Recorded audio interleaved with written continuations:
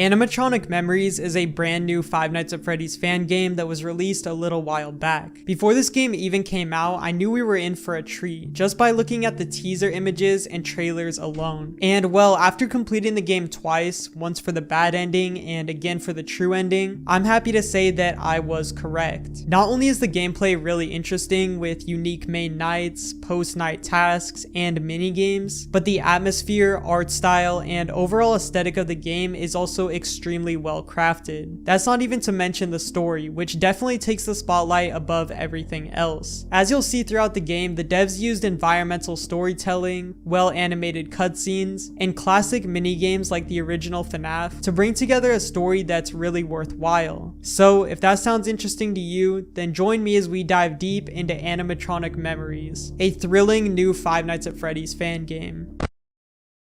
The game opens up with a simple yet effective main menu, with the logo of the game being displayed on a CRT monitor, as well as Bonnie, who can be seen peeking at us through the darkness. While simple, I like this menu a lot because as you'll see throughout the game, it evolves with every single night, showing us whichever animatronic has been newly introduced. On the Game Jolt page for this game, it states that this is meant to be a sort of reboot for FNAF, being based on the same events, but in an alternate timeline, meaning everything is just a little bit different. That's immediately clear after pressing new game, where we are greeted with a help wanted article in the newspaper reading, "Now hiring security guard to monitor the building and its premises during the night, 12 a.m. to 6 a.m., Monday through Friday, with possibility of overtime." We then see this neat little loading screen, which is the first of many to come, and this one lets us see the pizzeria from the outside. We then begin our very first night on the job. Just like FNAF 1, we get a phone call, only this time it's from a phone girl instead of a phone guy. More specifically though, it's the daytime security guard. This call pretty much just involves her giving us the basic rundown on all of the mechanics. We learn about our monitor in front of us, which we can use to watch over the cameras, as well as the door to our right, which can be closed using this big red button. A little different from the original FNAF though, instead of having power that runs out over the night, we instead have 3 fuses. The longer we leave the door closed, the more this meter under it fills up. If we allow this meter to fill all the way to the top, then we lose a fuse. However, opening the door back up before it reaches that point will cause it to go back down, meaning we just have to focus on not keeping it closed for too long. Spamming our flashlight can also cause us to lose a fuse, but that's not told to us in the beginning and is left for us to discover on our own. There's also a couple more ways we can lose our fuses, but that will come into play in the later nights. Instead of having another door to our left, we instead have a window, which can also be shut but has to be done manually, meaning we'll have to stand there and hold it down until the animatronic attacking us goes away. After giving us the rundown on everything in our office, the phone girl tells us about the animatronic's weird habit of moving during the night, saying that the technicians think it may be related to their software. After that, the phone call ends, and we are now left on our own to survive the very first night of our job. For the first night, the only 2 animatronics who make their way off the stage are Bonnie and Chica, so we get a lot of downtime to explore this new office. Looking around on the cameras, we can see that the layout is pretty similar to FNAF 1, although it has a little bit of a different aesthetic, which in my opinion gives off more of a Chuck E. Cheese type of vibe. This shines through a lot in the posters seen around the pizzeria, as well as the actual animatronic designs. Their faces are more realistic, for a lack of a better word, and they can all be seen wearing clothes, which oddly makes them creepier. I really love this blend between the FNAF style and Chuck E. Cheese style of animatronics, because as you've probably heard me say in a lot of videos, those older animatronics seen in real life are honestly way scarier than the ones in actual FNAF. Speaking of animatronics, while looking through the cameras, you'll also notice a few extra characters added to the cast, like Anne, a female version of Foxy, who can be seen on the stage with him, as well as Harley the puppet, who is in their iconic music box. Before moving on to night 2, I just want to quickly comment on the presentation of this game. As you can probably already tell, there's so much detail in every single aspect, from the environmental design to each and every animatronic. Everything was just clearly given the attention to detail that it deserves. The office also has a ton of little Easter eggs, like this poster in the back mentioning Circus Baby's Pizza World, as well as these candies on our desk, which are, well, a reference to Five Nights at Candy's. After getting to 6 a.m., our first night is concluded, but our work is not done yet, as we have another task to complete before moving on to night 2. We are now on to parts and service. We enter the basement of the pizzeria and are immediately greeted by a different person on a recording, who quickly briefs us on our new task, that being removing Bonnie's module from his head and replacing it with a new one. Sounds easy enough, however there's also one more thing to worry about, that being the corridor behind us, which is harboring an old animatronic, who according to the phone guy was stored down here after an incident, something we're gonna learn more about in a little bit. Luckily, while doing our parts and service, we aren't completely defenseless against this thing though, as we are actually armed with a stun baton that can be charged up by holding down the button. The recording then ends and we can now get to work on the repairs. This section, while not too hard, is pretty stressful. Not only do we need to turn our back on Tootsie, who is the animatronic down here with us, but they are also capable of running at insane speeds. Like, just look at this. This means that if we don't have our stun baton charged by the time they reach us, we're pretty much screwed. Seeing the animation of Tootsie running towards you is really surprising the first time around and definitely caught me off guard. The jump scare, much like all of the jump scares in this game, is also really well animated, making it just that much more shocking.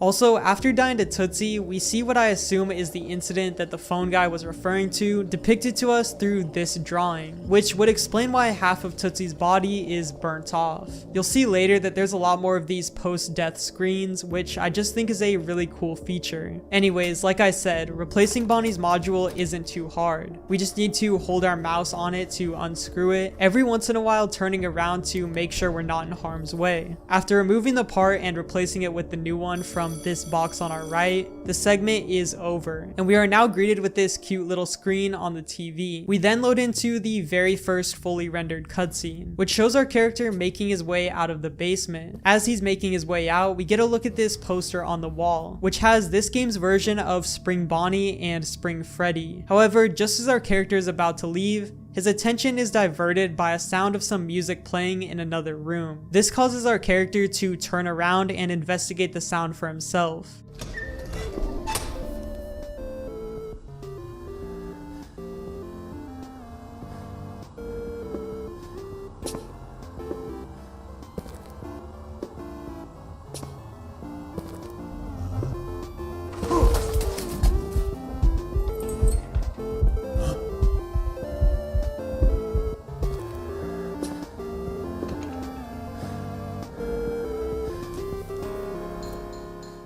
Entering the room, our character comes across whatever this is that very quickly moves off camera, not letting us see what it truly is, and our character just completely ignores it, deciding to instead just hop right on the arcade machine. This kicks off the first 8-bit minigame section. In this one, we play as Freddy, who through his little dialogue box expresses that he needs to go around and talk to all of the other animatronics. In this innocent and harmless minigame, we get to explore the pizzeria, exchanging some silly dialogue with the cast of animatronics. This is pretty neat because we get to see the different personalities of these characters that were given to them by Fazbear Entertainment. However, these minigames aren't all sunshine and rainbows, as after reaching a certain point in our objective, the game sort of glitches out, causing an area of the pizzeria to become corrupted. Entering this newly corrupted object leads us to something much darker. We can see what appears to be the spirit of a missing child, very similar to something we'd see in the FNAF 3 minigames. Exploring around in this newly corrupted map, we eventually come across a Freddy plushie, which we are able to give to the kid, ending our very first minigame, but not before we are flashed with a couple of drawings, which depict the perspective of the child during the events that led them to eventually possessing the animatronic of Freddy Fazbear. Seeing these events, which normally take a backseat in FNAF stories, actually shown to us in this perspective is incredibly disturbing, especially with words like "where am I" and "I can't move" appearing on screen during the whole thing. It lets you sympathize with the animatronics and the victims trapped inside of them more than you normally would, and also begins to paint a picture of who the real antagonist of the game is. After that already insanely eventful night 1, we are now onto our second shift. It starts off with us once again getting a call from the daytime security guard, who congratulates us on our first night. She then warns us about Freddy,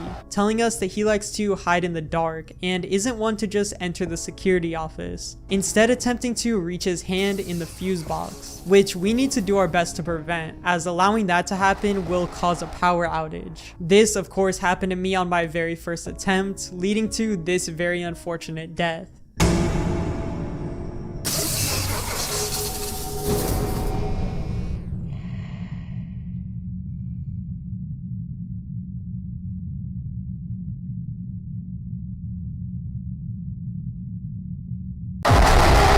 Aside from that minor slip up, this night is once again pretty chill, with us just needing to watch over the cameras and close the door to the right if any animatronic is attempting to get in. One thing I want to say during this night is that I love all of the animatronic renders. Not only are the poses on the cameras super dynamic and make the already creepy designs that much more eerie, but the renders when shining the light through the door also look great, and each animatronic is given multiple different ones, which makes them feel much more alive. Not only that, but I was also surprised to discover that each animatronic has 3 different jump scares, adding variety to every death you experience. I don't think I've ever played a FNAF game where the animatronics each had multiple jump scares, so I just had to mention that. These jump scares are also top notch when it comes to how they're animated. They're not only extremely fast and shocking, but also really smooth. And seeing things like Bonnie sprinting through the door as fast as he does makes these animatronics feel so much more threatening. I also really like that Freddy once again retains his characteristic of staying in the dark. It keeps him feeling unique from the other animatronics in the cast, and is also just really creepy when you catch him attempting to sneak his way over to the fuse box. Reaching 6 AM and finishing our shift, we are now back to parts and service, where this time we are tasked with assisting Chica, who broke her own jaw. Not only that, but we also need to replace Mr. Cupcake's candle. This section is pretty much the same as the previous, with us just needing to hold our mouse on Chica, while every so often checking behind us. One thing I didn't mention in the previous parts and service section though, was just how good this shocking animation looks when we use the stun baton on Tootsie. They could have easily just had the screen go black, but to actually show it is a really cool detail. Anyway, after getting Chica and Mr. Cupcake all fixed up for their next show, the section is completed and we can now move on to the next mini game. This one has us playing as Bonnie, who needs to go around the pizzeria cleaning up 9 different areas of trash. While doing this, we also need to avoid a rogue endoskeleton which is roaming around the building, which raises a question: which suit does this endo belong to? One funny thing in this mini game is that while sweeping up the trash near Foxy, we can actually see him sneezing from all of the dust, which I thought was just a cute little detail. This cuteness of course is short-lived though, as we can once again find a corrupted item taking us back to the glitched minigame, having us roam around in the darkness before discovering a key, which unlocks a room with yet another crying child. Exploring around a little bit more, we once again find a plushie, this one belonging to Bonnie, that we can give to the child, once again ending the minigame. We then get to see some more drawings, this time showing us the perspective of the kid who goes on to possess Bonnie. He is shown to be getting picked on before then being lured to the backstage by Spring Bonnie, who at first he thinks is a friend. However, upon entering the backstage, he has a hand placed around his mouth before he then suddenly wakes up, possessing Bonnie's suit. Yet again, a deeply disturbing scene of events. It's now time for our 3rd shift on the job, and this is where things begin to pick up the pace. Phone Girl once again calls in and introduces us to the next set of animatronics. Those animatronics being the pirate twins, Foxy and Anne, who don't like to go far from their stage before sprinting the fastest way they know to our office, attempting to get in through the window on our left. Thanks to Foxy's peg leg, his run is rather slow. However, Anne is much faster and needs to be paid extra close attention to. As soon as either one of them get to our window, we need to hold the door shut until we hear them leave, meaning they take our attention away from all of the other animatronics in the pizzeria. Luckily, both Foxy and Anne are extremely loud, meaning we don't need to fully rely on the cameras to know when they're coming, as you can hear them stomping down the hallway as they approach. However, keeping tabs on them, especially during these early nights, is beneficial, as you can see the exact moment when they sprint off. This night is a little bit more hectic than the other 2 nights, but so far is still pretty manageable, which allowed me to get through it without too much trouble. I did die once though, and let me say, Anne's jump scare jumping through the window is absolutely horrifying.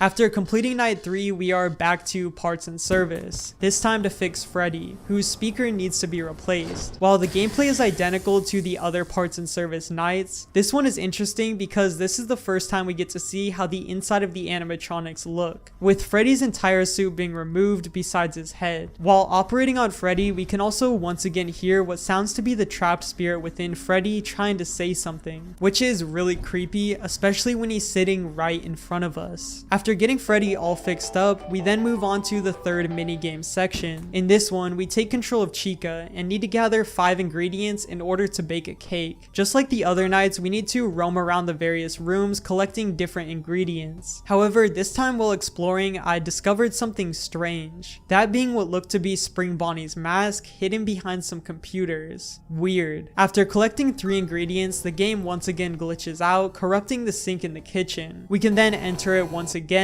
taking us to the corrupted version of the game. This time, we are surrounded by eyes that are all strangely glaring at us. We are able to go around and stomp on all of these eyes, which gets rid of them, and after getting rid of every single one, we can then collect the Chica plushie and return it to the next crying child. We then, just like the previous minigames, see the last moments of the child who would become Chica, who, similar to Bonnie, suffered a fate to the hands of Spring Bonnie after being lured away. There's also once again the repeated phrase, "I remember," that appears at the end of the cutscene. It's now time for night 4, and as the main menu tells us right away, this night we are dealing with the puppet. Loading in, just like all of the other nights, we receive a phone call. Phone Girl introduces us to the puppet, telling us that they act very differently from the other animatronics. We learn that if our camera begins to glitch out, we need to quickly search through every camera and find the one the puppet is on. And from here, we are able to scare them off using a radio button in the bottom left corner. If the puppet decides to do this and we are too slow to stop them, then they will shut down our entire system, not only temporarily disabling our cameras, but also costing us one of our precious fuses. That's not where the puppet's mechanics end though, as they can also attack us directly. In the kitchen, which is towards the top right area of the map, there's a vent in the back of the room. If we hear any ventilation noises at any time during the night, we need to quickly go to that camera and play the radio as soon as possible, before the puppet enters the vent, as failing to do this will allow the puppet to crawl directly to our office, killing us immediately.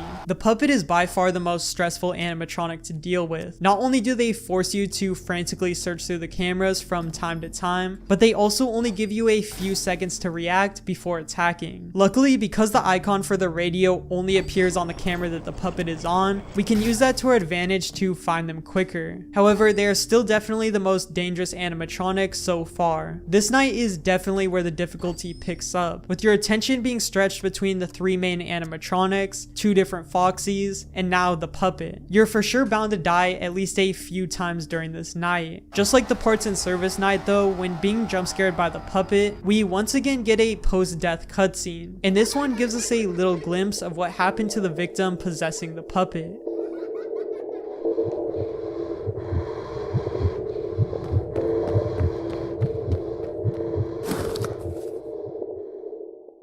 Having finished night 4, we are now onto the 4th and final parts and service section. This one has us fixing up Foxy, who not only needs both of his eyes replaced, but also his hook. This section takes the longest out of the 4 because of how many parts we have to replace, but other than that, the gameplay stays exactly the same. I kind of wish there was something here to spice up these sections a little bit, whether that be an extra threat attacking us, or maybe even a scripted section where the animatronic we are working on begins to come to life. I just think that was a big missed opportunity for the game, but regardless, I still think that these sections are really cool, and they help a lot to diversify the gameplay between the nights. For the 4th minigame section, we now follow Anne, who is tasked to decorate the rooms around the restaurant. This is when I started to realize that all of these minigames have been leading up to something, with us first cleaning the pizzeria, then preparing food, and now setting up a party. Before finishing the decorations though, I once again entered the corrupted game to see where these secret sections would take us. In this one, we need to collect several masks belonging to each of the animatronics, and upon collecting all of them, we can then bring them over to the next crying child, and use them to enter a code into these pillars. Weirdly enough, one of these masks belongs to a shadowy animatronic, one that we have not seen yet, who will come into play much later. After entering the right code, we receive Anne's plush, and are able to finally give it to the crying child, once again revealing more memories.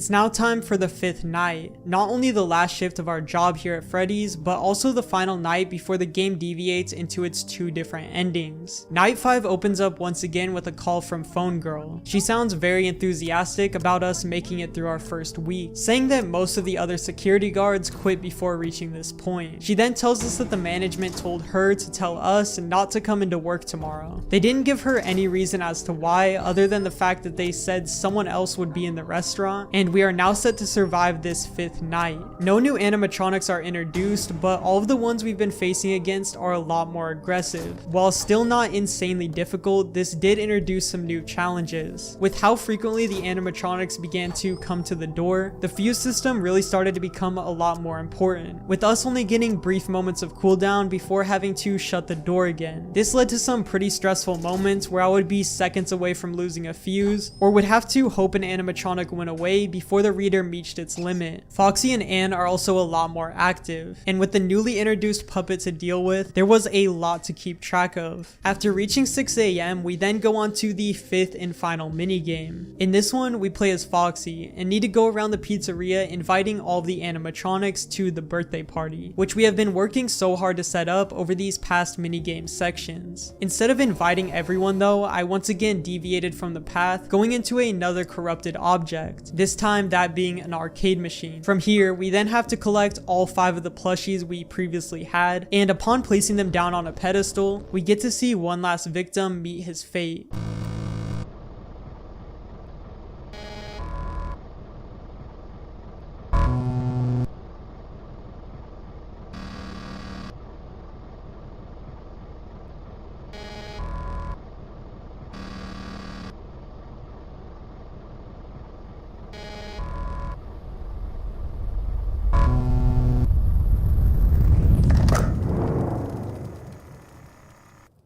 So remember how Phone Girl told us not to go into work tomorrow? Well, upon finishing the minigame, we return to the main menu. Not only are we now greeted by Spring Bonnie himself, but upon hovering our mouse over the continue button, are given the option to go into overtime. Starting our overtime shift, we get a cool loading screen showing us Spring Bonnie before we load into a cutscene. Despite being asked to stay home tonight, you came back.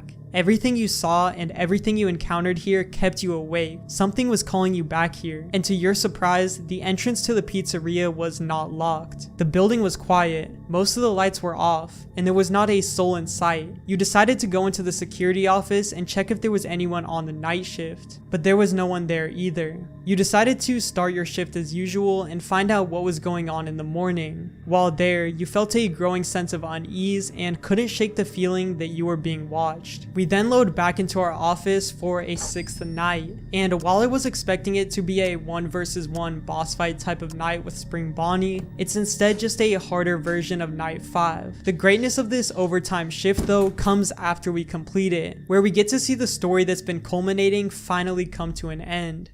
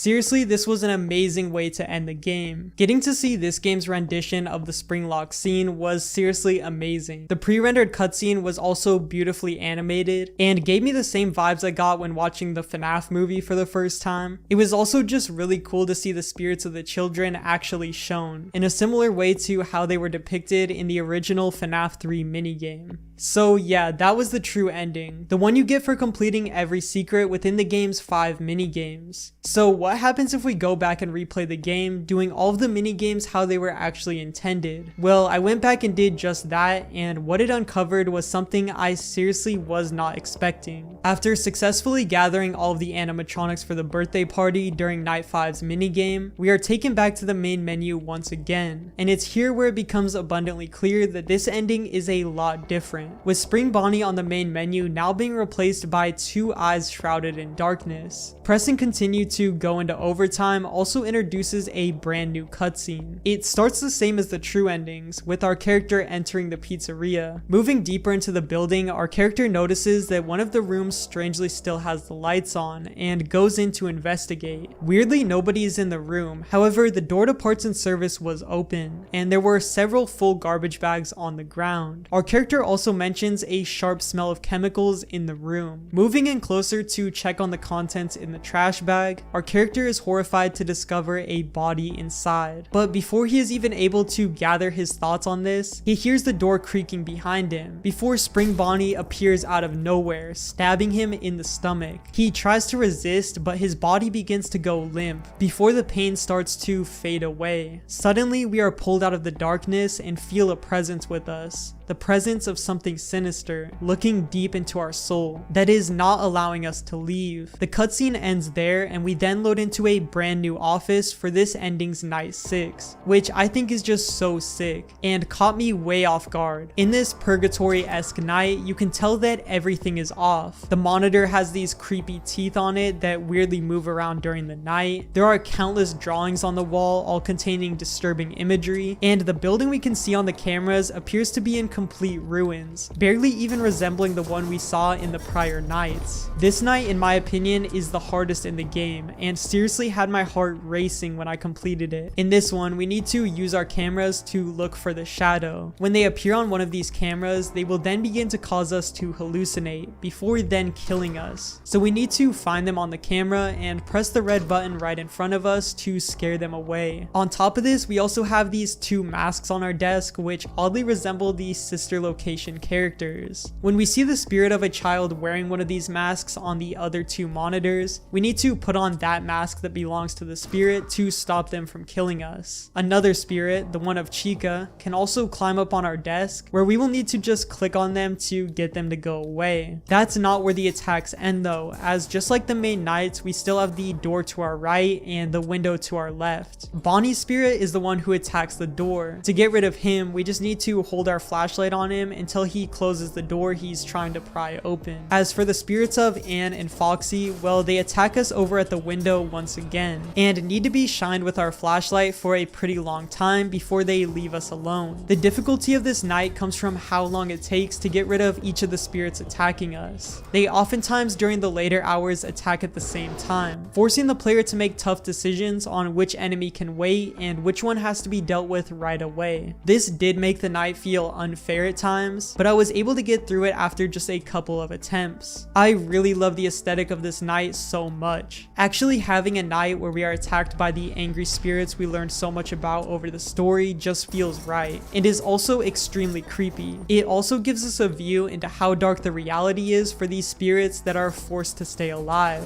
The developer really did go above and beyond, adding this completely new section, which I think paid off in the end as it adds a lot to the overall package of the game. After actually finishing the night, we also get another cutscene to wrap up the bad ending. Suddenly you are plunged into darkness again. You could no longer feel the floor beneath your feet. You were free now. You looked back and saw those who had attacked you. They were desperately trying to grab you and drag you back, but they were too far away now. You no longer felt in danger. You felt a warm light on yourself and turned to its source. You did not resist it and relaxed. You felt the warmth embrace you completely, and you felt at peace.